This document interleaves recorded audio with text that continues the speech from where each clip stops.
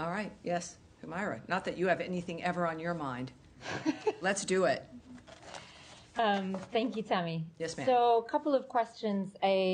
One on Israel. Actually, I was going to ask about Syria, but I'll get to it later.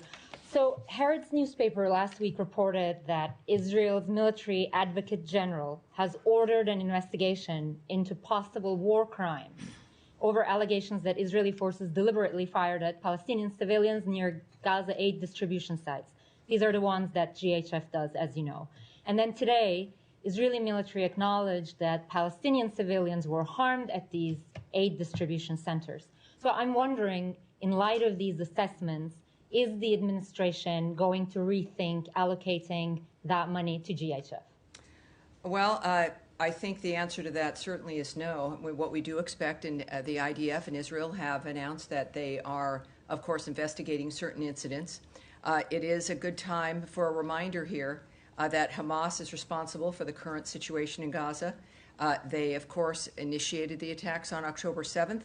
They continue to refuse to lay down their arms or to free the remaining hostages, including the remains of 2 Americans, and use violence to interfere with aid deliveries to the people of Gaza who are in dire need of food and aid. So in the meantime, I think that we also have to recognize that, of course, this remains a war zone effectively. There are 4 sites working for the GHF. We are coming up to, I think, about 51 million meals distributed. It is certainly not easy.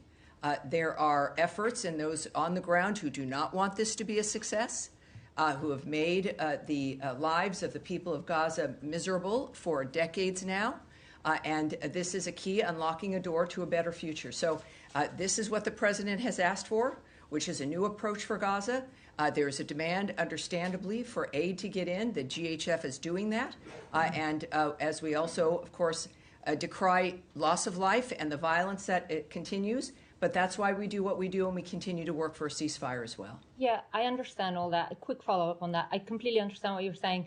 But does the administration have any concern about this? I mean, these are Israeli authorities accepting that Palestinians have been harmed. Perhaps is the administration thinking about talking to GHF for risk mitigation? Yes, I won't get into the details of the conversations that are had. Obviously, you know that our work there doesn't stop. We continue on. We're still working. The president noted the other day that there's potential for a ceasefire. We look forward to that. Clearly, it's been maybe a little over a week since American power and Donald Trump's leadership has changed the Middle East forever. So there's still more to do. We recognize that Israel is doing the appropriate thing with investigating certain allegations, and we certainly, like everyone else, will be watching that.